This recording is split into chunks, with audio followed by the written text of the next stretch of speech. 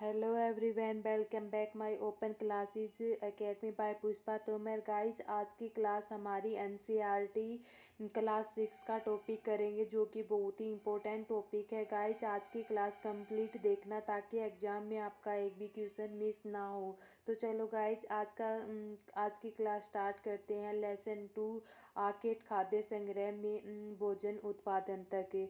तो गाइस, आप लोगों को पता तो होगा ही कि जो हमारी एनसीईआरटी है वो कितनी इम्पोर्टेंट होती है और इसमें से कितने क्वेश्चन पुटअप होते हैं, चाहे वो सीटेट का एग्ज़ाम हो, चाहे एचटेट का एग्ज़ाम हो, चाहे डीएसएसबी कोई भी एग्ज़ाम हो, उसी में हमारी एनसीईआरटी में बहुत सारे क्वेश्चन आते हैं। तो चलो गाइज, आज की क्लास स्टार्ट करते हैं। आरंभिक मानव की खोज में भी लोग कैसे वे इधर उधर क्यों घूमते थे, वे क्या खाते थे, वो कैसे रहते थे। तो चलो गाइस, आज हम स्टार्ट करते हैं। आरंभिक मानव आखिर वे इधर उधर क्यों घूमते थे।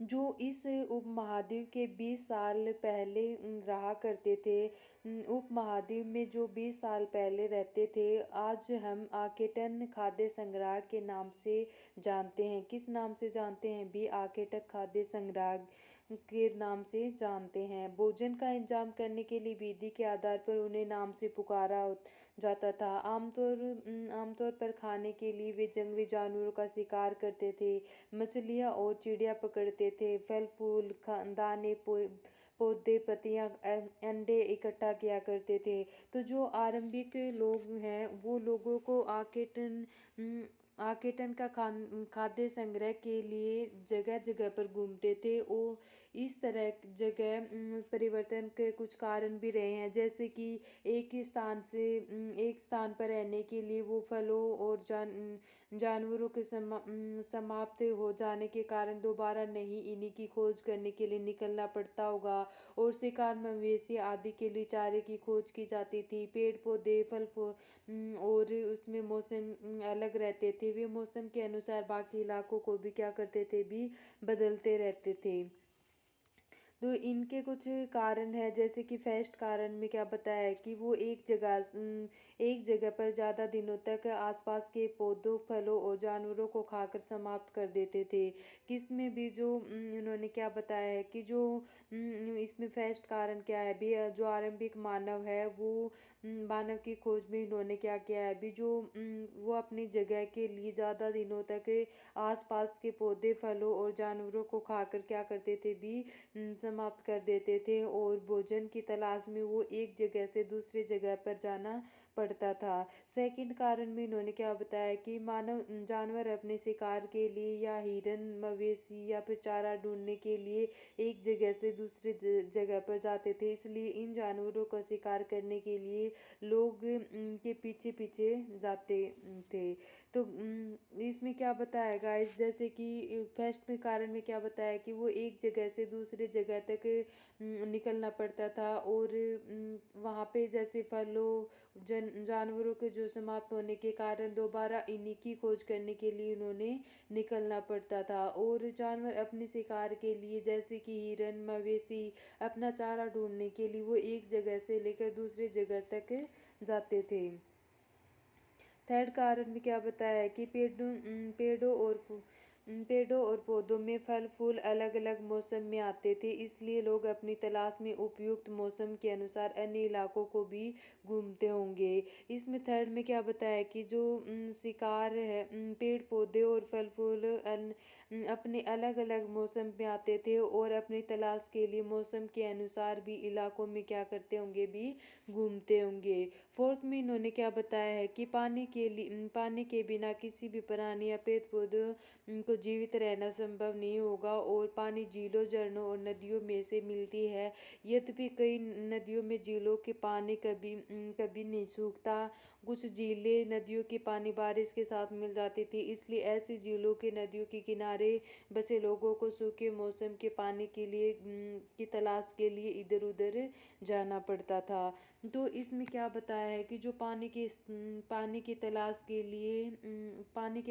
के कारण स्थान परिवर्तन करते रहते थे, जैसे कि पानी झीलों, झरनों, नदियों में मिलता था और पानी कहीं नहीं पानी झीलों का पानी कभी नहीं सूखता और झीलों और नदियों के लिए पानी के बाद में उनके बाद में मिल जाता है। इसलिए झीलों और नदियों के किनारे बसे हुए कुछ सूखे मौसम को पानी की तलाश के लिए इधर उधर जाना पड़ता होगा।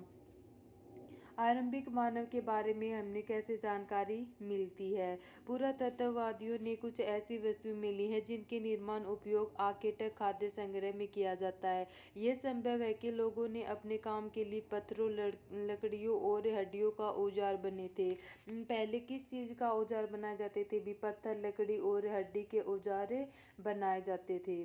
औजारों का उपयोग फल फूल काटने, हड्डियों और मांस काटने, भेड़ों की चाल व जानवरों की खाल उतारने के लिए किया जाता था और कुछ के साथ में हड्डियों और लकड़ियों के मुट्ठे लगा कर भाले और बाण जैसे हथियार भी बनाए जाते थे। कुछ हथियारों की लकड़ियां भी काट दी जाती थी और इन लकड़ियों को उपयोग ईंधन के साथ साथ में झोपड़ियां और औजार बनाने के लिए भी काम आती है। तो इन्होंने क्या बताया कि जो औजार का प्रयोग है वो फल फूल, कांटे और हड्डी, मांस काटने के लिए, पेड़ की छाल, जानवरों की छाल को उतारने आदि के लिए की होगी। तो कुछ पुरातत्व के आखेटन संग्रह में हमें ये प्रमाणित मिले हैं कि वो स्थान पर औजार, बर्तन और इमारतों जैसी वस्तु का भी अवशेष मिले हैं।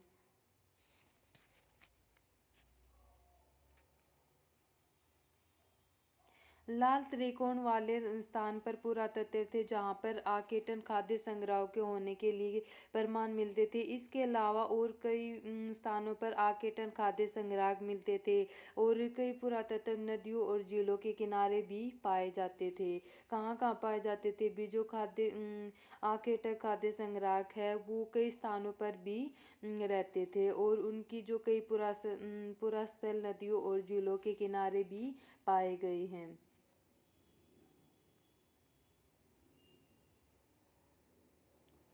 पत्थर का उपकरण बहुत ही महत्वपूर्ण होता है, इसलिए लोग ऐसी जगह में ढूंढते रहते थे कि जहां अच्छे पत्थर मिल सकें। भीमबेटका आधुनिक मध्य प्रदेश। भीमबेटका आधुनिक मध्य प्रदेश इस पुरातन स्थल की गुफाएं व कदराएं मिलती थी। लोग इन्हीं गुफाओं में इसलिए रहते थे क्योंकि वहाँ की बारिश, धूप और हवाओं की राहत मिलती थी। ये गुफाएं नर्मदा नदी के पास होती थी। तो इसमें जो भीमबेटके है उसने क्या बताया है कि जो आधुनिक मध्य प्रदेश है इसमें पूरा स्थल की गुफाएं और कदराएं भी मिलती थी। लोग इन्हीं गुफाओं में इसलिए रहते थे क्योंकि उन्हें बारिश, धूप और हवाओं से राहत मिलती थी। और ये गुफाएं कहाँ होती थी? भी नर्मदा नदी के पास होती थी। कहाँ होती थी? भी नर्मदा नदी के पास होती थी।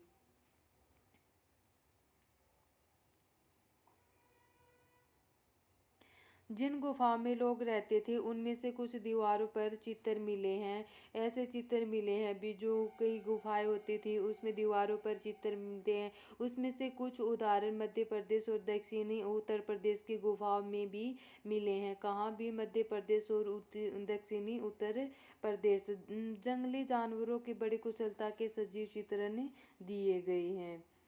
फिर है पूरा स्थल। पूरा स्थल में क्या बताया है अभी इन्होंने कि जो पूरा स्थल उस स्थान को कहते हैं जो औजार, बर्तन और इमारतों जैसी वस्तु का अवशेष मिलता था। ऐसी वस्तु का निर्माण लोगों ने अपने काम के लिए करते थे, बाद में वे वहीं छोड़ देते थे। ये जमीन ऊपर, अंदर, कभी कभी समुद्री नदी के तट पर भी पाए जाते थे। इन पुरास्थलों के बारे में हमें अध्ययन करेंगे। जो पूरा स्थल है, पूरा स्थलों में उन्होंने क्या बताया कि जो आकेटन खाद्य संग्रह के परिणाम मिलते थे और वे वहाँ स्थान पर औजार, बर्तन, इमारतें जैसे क्या मिले थी भी इन्होंने अवशेष मिले थे। और ऐसी वस्तुओं का निर्माण कर लोगों के बाद में काम करने के लिए और बाद में उन्हें कहीं छोड़ देंगे। ये जमीन के ऊपर, अंदर, कभी कभी समुद्र, नदी के तल पर और इन्हीं पुरास्थलों के लिए क्या है भी अध्ययन किया गया है। फिर है आग की खोज। और जो पाषाण औजार बनाने के जो तरीके थे वो दो टाइप से दिए गए हैं, जैसे कि पत्थर से पत्थर टकरा कर से बनाए जाते हैं, और दबाव शूल के नज़दीक यानी कि एक रोड को स्थिर सतह से रख कर हथौड़ी नुमा पत्थर से उनको क्या बनाए जाते थे भी शुल्क बनाए जाते थे। जो पाषाण औजार है उसके बनाने के लिए कितने तरीके बताए हैं इन्होंने, दो तरीके बताए, जैसे कि पत्थर से पत्थर टकरा कर सल्क बनाना, और दबाव सल्क तकनीकी क्रोड को स्थिर सतह से रखकर हथौड़ी नुमा पत्थर से उनको क्या करते हैं भी सल्क बनाए गए थे। आग की खोज। आग की खोज राख के अवशेष मिलते हैं, इसमें राख के अवशेष मिलते हैं कहाँ भी, कुंडुल गुफा में। कुंडुल गुफा में राख के अवशेष मिलते हैं, इसका मतलब है कि आरंभिक लोग आग जलाना भी सीख गए थे, और आग का इस्तेमाल कई कार्यों के लिए किया जाता है, जैसे कि प्रकाश के लिए, मांस भुनने के लिए, और खतरनाक जानवरों को दूर भगाने के लिए। तो कुरनूल गुफा में उन्होंने क्या बताया कि यहाँ पे कुछ राख के अवशेष भी मिले हैं, और इसलिए उन्होंने ये बताया कि जो आरंभिक के लोग थे वो आग को जलाना भी सीख गए थे, और ये जो आग जलाने का जो इस्तेमाल था वो कई कार्यों के लिए किया जाता है, जैसे कि प्रकाश के लिए, मांस भूनने के लिए, और खतरनाक जानवरों को भी दूर भगाने के लिए किया जाता था।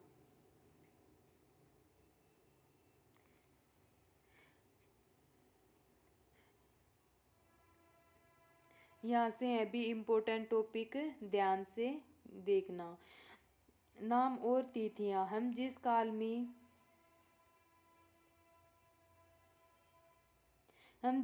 में, जैसे पूरा तत्ववादी हो, बड़े बड़े नाम रखे जाते थे। आरंभिक काल में इसे पूरा पाषाण काल भी कहते हैं। जो पूरा तत्ववादी है उसको हम क्या बोलते हैं भी, पूरा पाषाण काल भी कहते हैं। दो शब्द पूरा यानी प्राचीन, और पाषाण यानी कि पत्थर से बना हुआ। यह नाम पूरा स्थलों के नाम, पत्थर से औजारों के महत्व को बताता है। और जो पूरा पाषाण काल है वो 20 साल पहले, 12,000 साल के पहले दौरान माना जाता है। जो पूरा पाषाण काल है वो 20 लाख साल पहले, 12,000 साल पहले के दौरान में इनको माना गया है। इनके तीन भागों में इनको बांटा है, जैसे आरंभिक है, मध्य है, उत्तर पाषाण युग। मानव इतिहास के लिए 99% कहानी इसी दौरान को सुनाता है, किसमें भी 99% जो मध्य पाषाण, आरंभिक, मध्य और उत्तर पाषाण के बारे में, मानव इतिहास के बारे में इनको घटित होती है, जिस कारण हमें पर्यावरण में बदलाव होते हैं। इसे हम मेसोलिथ यानी कि मध्य पाषाण युग भी कहते हैं। इसका समय लगभग 12,000 साल पहले और 10,000 साल पहले तक माना जाता था। इसमें काल का जो पाषाण औजार है उसको आमतौर पर बहुत ही छोटे होते हैं, और माइक्रोलिथ यानी लघु पाषाण भी कहते हैं। और इन औजारों की हड्डियों और लकड़ियों के मुट्ठे लगे हाशियों औरों की अवशेष भी मिलते हैं। साथ साथ में पूरा पाषाण युग भी अपने औजार के द्वारा बनाए गए हैं।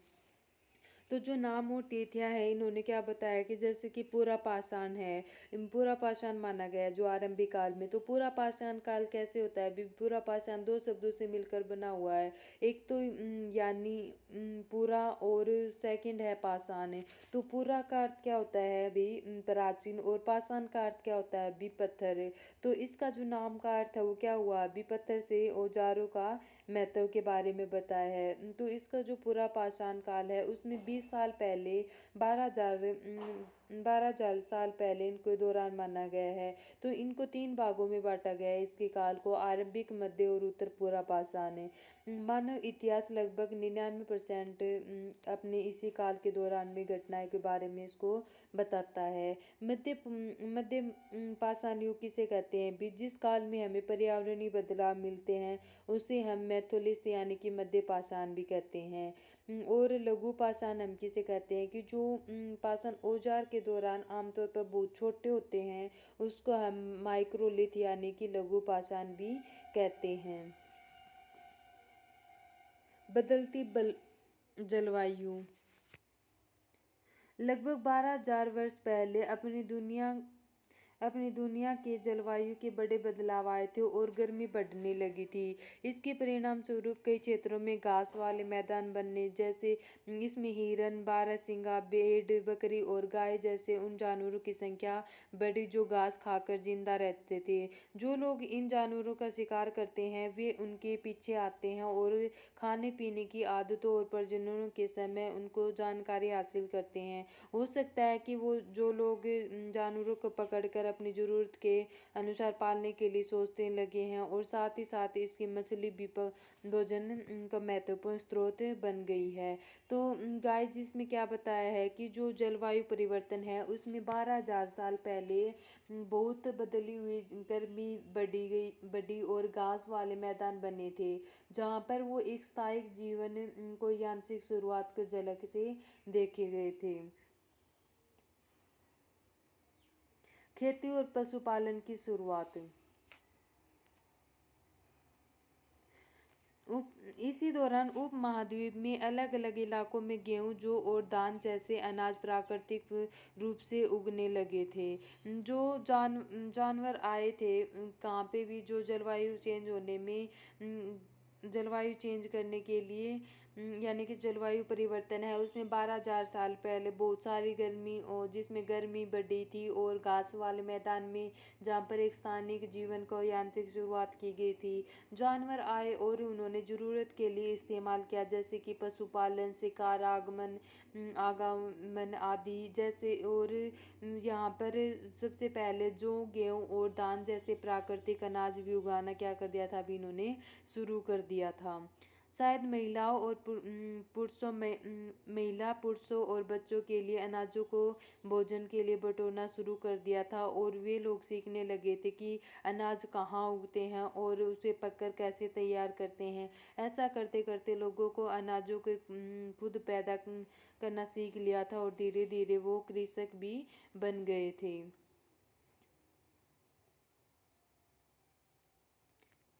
बसने की प्रक्रिया में लोगों द्वारा भोजन उगाने और जानवरों को देखभाल करने में बसने की प्रक्रिया का नाम दिया है। जो बसने की प्रक्रिया है वो किसका नाम दिया गया है? जो लोगों के द्वारा पौधे उगाने और जानवरों की देखभाल करने के लिए उन्होंने क्या कहा गया है? अभी बसने की प्रक्रिया को कहा गया है। और ये पौधे जानवर अक्सर जंगली पौधे और जानवरों को अलग होते थे, जिनकी वजह से वो बसने की प्रक्रिया की दिशा को अपनाया गया और पेड़ पौधे का भी चयन किया गया। जैसे कि आमतौर पर उन्हीं पौधों और जानवरों का चयन करते हैं जो बीमार होने की संभावना कम होती है। लोग उन्हीं के पौधे को चुनते हैं जो बड़े दाने वाले और अनाज पैदा होते हैं। साथ साथ में मजबूत रडले अनाज में पके हुए भाग को संभालना, और ऐसे पौधों के बीजों में संभाल कर रखा जाता है जिसमें उगाने के लिए सुरक्षित होना।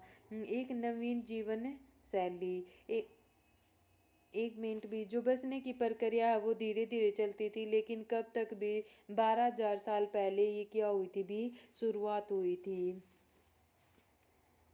एक नवीन जीवन शैली। एक नवीन जीवन शैली में इन्होंने क्या बताया कि तुम किसी भी पौधे को बोकर देखो, तुम पाओगे कि कुछ दिन पहले महीने और साल लग जाते थे, जिसमें लोग पौधा उगाने के लिए देखभाल करते थे और एक ही जगह पर लंबे समय तक खड़े रहते थे।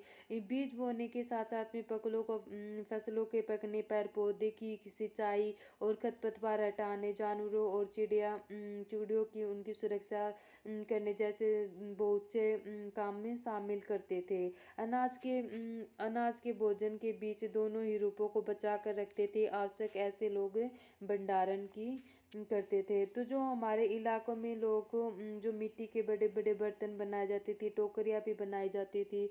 तो इन्होंने क्या बताया है कि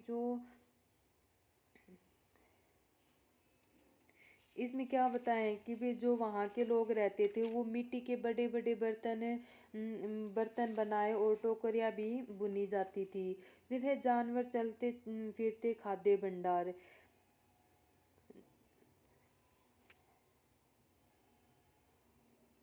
पशुपालन भोजन के लिए भंडारण एक तरीका था कि भोजन के अतिरिक्त जानवरों से उसे क्या क्या मिल सकता है, उसके किस प्रकार उसका उपयोग हो सकता है। तो अगर जानवर की देखभाल की जाए तो उनकी संख्या तो बहुत बढ़ती थी, लेकिन साथ में उसे दूध की भी प्राप्ति होती थी और भोजन को एक अच्छा स्रोत होता था। यही नहीं कि जानवरों के मांस भी बनते थे।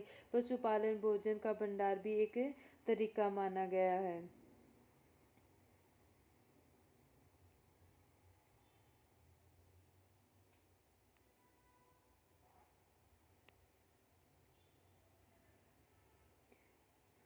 आरंभिक रिस्कों और पशुपालन के बारे में।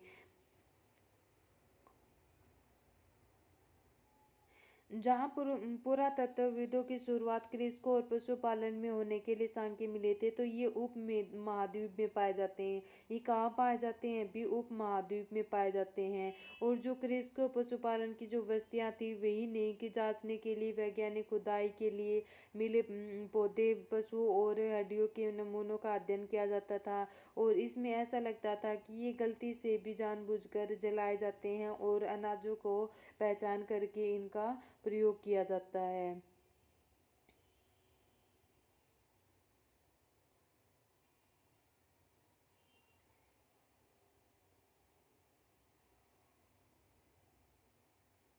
तो गाइस, ये था हमारा आज का टॉपिक। इसमें जो उपयोगी शब्द है उसमें आर्केड को खाद्य संग्रह के बारे में बताया, पूरा स्थल के बारे में बताया है, उद्योग स्थल, आवासीय स्थल, पुरातत्व, पूरा पाषाण, मध्य पाषाण और लघु पाषाण, और कृषक, पशुपालन, नव पाषाण युग और कब्र के बारे में बताया है।